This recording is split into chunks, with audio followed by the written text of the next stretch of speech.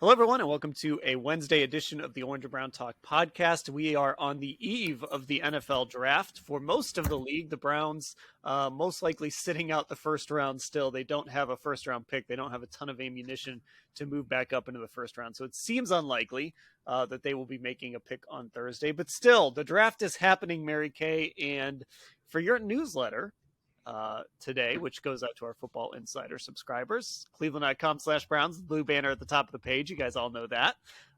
You came up with a topic, and we decided let's use that topic for our podcast. So fill us in here. Well, I was just thinking about, if I were running the show this weekend, what are some things that the Browns have to get done over this weekend? What do they need to come away with? What trades perhaps do they need to make?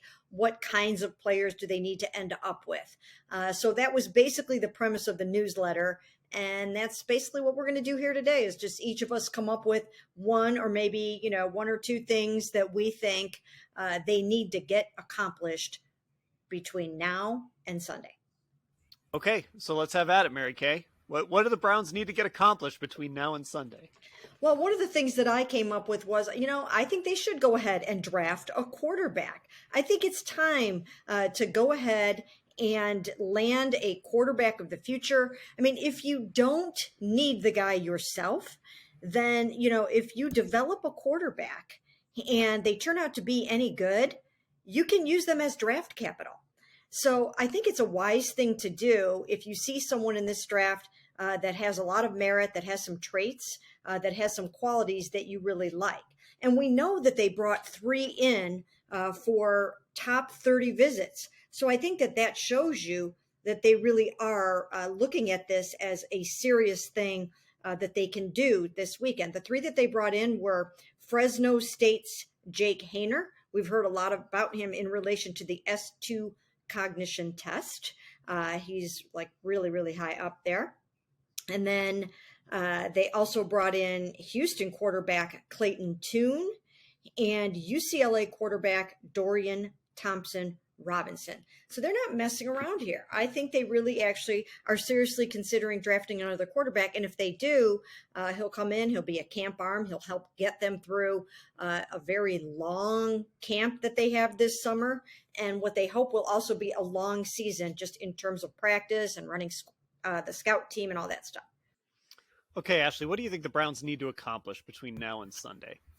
Okay, I'm curious how you guys react to this, because I know you touched on this topic on a pod without me. I can't remember if it was a Hey MK pod, but I think they need to package some of their later round picks and try and trade up. Now, I don't know. I don't necessarily have a ballpark idea of where I would like them to trade up, but I just think picking 6 guys on day 3 of the draft, which they are slated to do right now, they have 8 picks.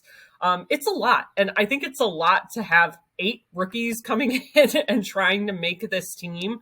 I would rather see them, and we know Andrew Berry, has, made trades on draft day. He loves to do that. I would like to see them move up and get a guy that they maybe really like traits-wise or think can be a contributor, a rotational player, and not be making all those picks on day 3. And especially because we know they don't like to pick in the 7th round. Andrew Berry hasn't done that too often. So I really hope we see some of those later round picks packaged and them moving up in some capacity. I think they need to still find an impact defender, and I think it needs to be an edge rusher, because I still think this defensive line is thin. I think you have Myles Garrett. You added Dalvin Tomlinson. You added Obo Okoronkwo. We're all getting better at saying that, by the way. Obo Okoronkwo. You added him, but you also added him on half a season of production. So there's still, a little question about him as a 17-game starter. And after that, you're counting heavily on the development of Alex Wright. You're counting heavily on the development of Isaiah Thomas. I still think this Jordan Elliott, his name came up again during the offseason program. You're counting, Perrion Winfrey is in legal trouble. I still think this defensive line is very, very thin. And so, Mary Kay, I would like to see them go out and get Jim Schwartz one more potentially impact edge rusher. And that's where I think moving up into the 2nd round could be helpful. Yeah, I think it's deep into the second round. I think you can find some really good rushers in this draft, and you really kind of would hate to wait all the way till 74. I mean, when you look at, Alex Wright in the third round last year, he's got a lot of potential. He's got some of those traits, but he came in and played a lot of snaps last year and wasn't able to get a sack and didn't get the pressures that you need. If you want an edge rusher that's going to come in and be able to be part of that rotation right away, I think you might have to climb up a little bit and get him. And there are a number that, once again, that they have brought in.